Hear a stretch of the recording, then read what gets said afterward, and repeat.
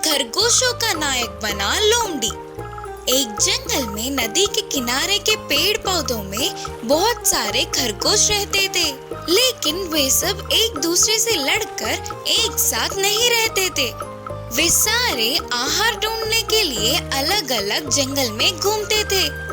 उसी जंगल में एक चालाक लोमड़ी थी। वह अक्सर अकेले दिखे खरगोशों को पकड़ के ले जाती थी और अपनी जगह बैठकर आराम से खाती थी। दिन ब दिन उनकी संख्या कम होते जाने पर खरगोशों में चिंता और डर होने लगी। वे सब मिलकर एक दिन इकट्ठा होकर इस समस्या का समाधान सोचने लगे। एक खरगोश ने कहा, हम लोग आहार के लिए अकेले अकेले घूमने पर लोमड़ी हमला कर रहा है। वही अगर हम सब एक साथ मिलकर घूमेंगे तो वो कुछ भी नहीं कर पाएगी। इसीलिए अब से हम लोग अपने छोटे छोटे लड़ाइयों को बाजू में रखकर मिलकर ही रहेंगे। लड़ाइयों से ज्यादा अपने प्राण जरूरी होने के कारण वे सारे मान गए।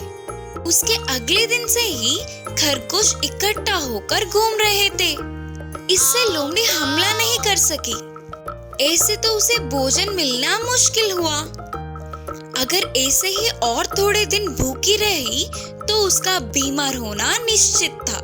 सोचकर तुरंत उसे एक उपाय सूझी और वह खरगोशों के पास जाकर बोली, अरे डरो मत, मैं अभी तुम लोगों को मारने नहीं आई रे, बल्कि तुम लोगों से दोस्ती करने आई हूँ। करके लोमड़ी के बोलने पर खरगोशों को यकीन नहीं हुई। वे अपनी सावधानी में थे। फिर 2 दिनों के लिए लोमड़ी के उन पर हमला करने की कोशिश नहीं करने पर आखिर में खरगोशों ने उस पर भरोसा कर लिया। फिर एक दिन लोमड़ी उनके पास आकर बोली, तुम लोगों को देखा तो मुझे बहुत अच्छा लग रहा है रे, लेकिन एक कमी है। तुम लोगों को एक नायक की जरूरत है। अगर वो होगा तो तुम लोग और ज्यादा बलशाली होंगे ना। तुम लोगों का कोई कुछ नहीं बिगाड़ पाएगा। तब खरगोशों को समझ नहीं आ रहा था कि उनमें से कौन नायक होगा। इतने में लोमड़ी ने कहा, अरे बाबा, अगर तुम लोगों को कोई आपत्ति नहीं तो मैं तुम लोगों का नायक बनूंगा ना। अब लोमड़ी सबसे अच्छे से रहने लगी करके सारे खरगोश मान गए और तुरंत लोमड़ी ने अपनी चालाकी का प्रदर्शन किया। तो फिर क्या बोलते हो, मैं तुम लोगों का नायक हूँ ना। मेरे लिए हर रोज भोजन का व्यवस्था करना तुम लोगों की जिम्मेदारी है।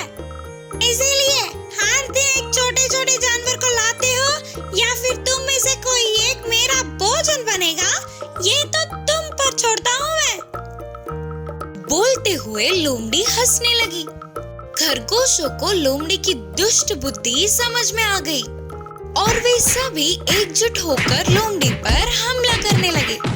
इससे लोमड़ी अपने प्राणों को बचाते हुए उस जंगल से दूर भाग गई। उस दिन से सारे खरगोश मिलजुल कर रहने लगे।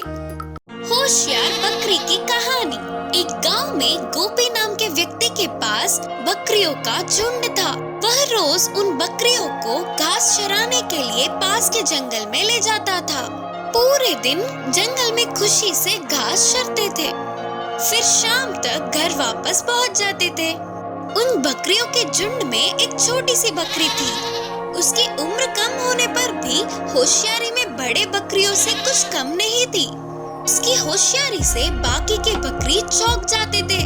इससे मालिक को वो पसंद थी और वो उसको बहुत ही लाड प्यार से ख्याल रखता था। एक दिन गोपी बकरियों के झुंड को जंगल के पहाड़ी की तरफ ले गया। घास चराने के लिए छोड़ के वह जाकर एक पेड़ के नीचे बैठ गया। फिर वह छोटी सी बकरी इधर उधर भागते हुए झुंड से दूर चली गई। थोड़ी देर बाद अपने झुंड से दूर आ गई करके जानने वाली बकरी वापस पीछे की तरफ मुड़ गई। ऐसे वापस जा रही थी तो उसे रास्ते में एक बाघ दिखा। उसे देखते ही पहले बकरी डर से कांपने लगी, फिर किसी भी तरह साहस जुटाकर बाघ के सामने खड़ी रही। बाघ उस पर कूदने के लिए तैयार था, तभी बकरी ने उसे रोकते हुए कहा, बाघराजा, एक क्षण रुकिए, मैं आपको 3 सच बोलूंगी। अगर आप उन्हें सच मानते हो तो आपको मुझे छोड़ देना होगा। बकरी के बातें मजेदार लगने पर बाघ ने कहा, ठीक है, बोलो।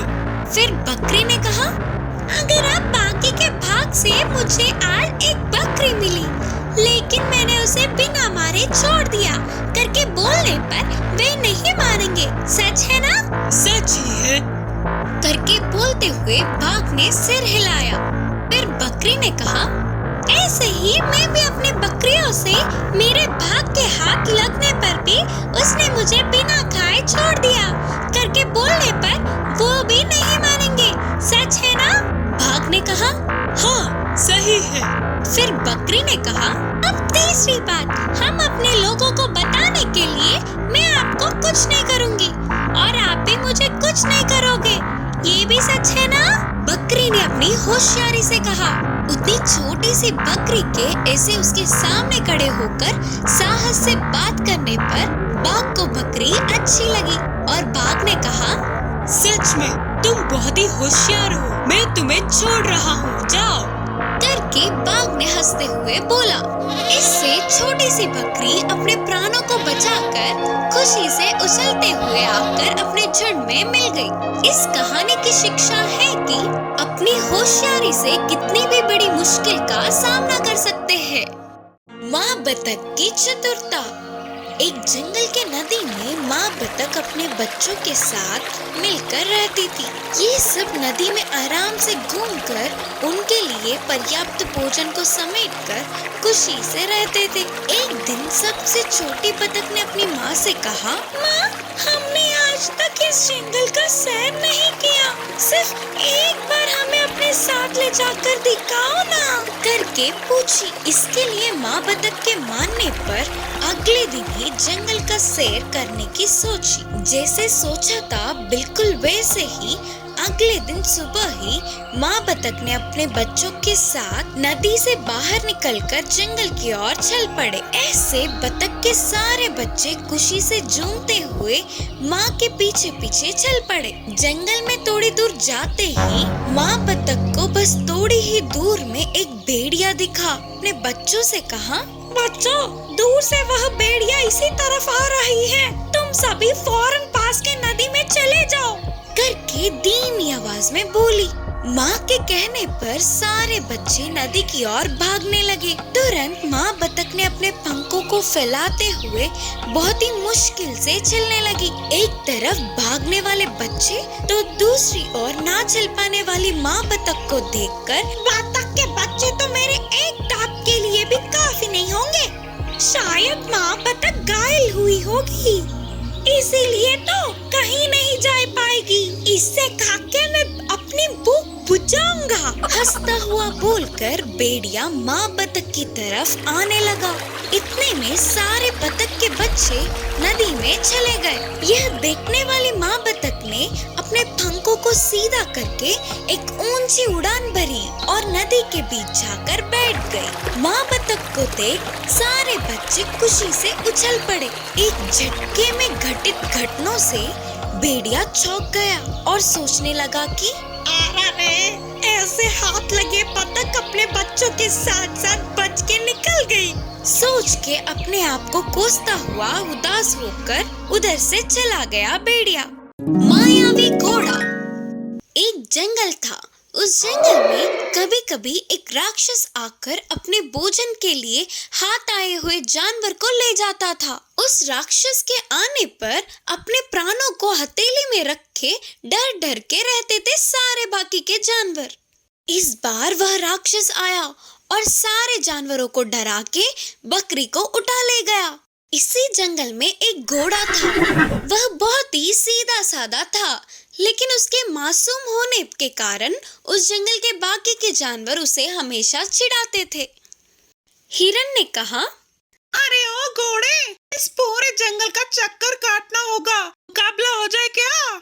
फिर लोमड़ी ने कहा, हाँ, वो क्या भागेगा, ऊपर से डरा हुआ। बोलते हुए लोमड़ी चिढ़ाने लगा। उन बातों से सारे जानवर हंसकर चिढ़ाने लगे। मैं सबकी तरह ही हूँ ना, लेकिन फिर भी मुझे ये क्यों रुलाते हैं ये लोग हमेशा। मैं इनके साथ नहीं रहूंगा, कहीं दूर दूसरी जगह चला जाऊंगा। सोचते हुए उदास होकर उधर से चला गया घोड़ा। इससे अकेला जाने वाला घोड़ा डर डर के आगे बढ़ने लगा। इतने में उसके सामने एक अनोखा रूप प्रत्यक्ष हुआ तो घोड़ा और डर गया। उस अनोखा रूप ने कहा, डरो नहीं दोस्त, मैं तुम्हारी मदद करने आया हूँ। लगता है तुम किस परेशानी में हो। तुम्हारी परेशानी बताओ, मैं दूर करूँगा। ऐसे उसके इतने अच्छे से बात करने पर घोड़े को बहुत हिम्मत मिली और उसने अपनी सारी परेशानियों को बताया। फिर उस अनोखे रूप ने कहा, तुम्हें देखकर मुझे बहुत दया आ रही है। ठीक है, कोई बात नहीं, मैं तुम्हें मायावी घोड़ा में बदल दूंगा। उससे तुम तेजी से भाग सकोगी, किसी से भी जीत सकते हो। बोलकर उसे मायावी घोड़े में बदल दिया। वह बहुत शक्तिशाली बनने पर घोड़ा बहुत खुश हुआ और तेजी से भागते हुए अपने लोगों के पास आया। क्यों रे, फिर वापस आ गया? मुकाबले करने के लिए तैयार हो क्या? इसके कारनामों को देख लगता है कि ये किसी ना किसी दिन मरेगा ही। उनके साथ ही बाकी के सारे जानवर भी घोड़े को चिढ़ाते हुए हंसने लगे। फिर भी उन सब के बातों को अनसुना करते हुए घोड़ा बस चुपचाप घास खाने लगा। फिर थोड़ी देर बाद बड़े बड़े आवाजें करते हुए राक्षस वहां आया तो सारे जानवर डर के भागने लगे। राक्षस लोमड़ी को उठाकर ले गया। इस बार राक्षस के पीछे ही घोड़ा तेजी से भागने लगा। फिर राक्षस के साथ युद्ध के मैदान में उतरा। आखिर में मायावी घोड़े के हाथों राक्षस मर गया। लोमड़ी को लेकर घोड़ा अपने लोगों के पास आई। ऐसे उतने बलशाली राक्षस को घोड़े ने किस तरह हराया करके लोमड़ी अपने बाकी के सभी जानवरों से बोली। सारे जानवर चौंक गए। फिर घोड़े ने कहा, हमारे बल जानने के लिए हम आपस में मुकाबला करना नहीं, बल्कि हमारे दुश्मन से जीतना काफी है। तब सारे जानवरों ने घोड़े को छिड़ाने के लिए क्षमा मांगा। उस राक्षस से पीछा छूटने पर सारे जानवर खुशी से घोड़े को अपना नेता बनाया।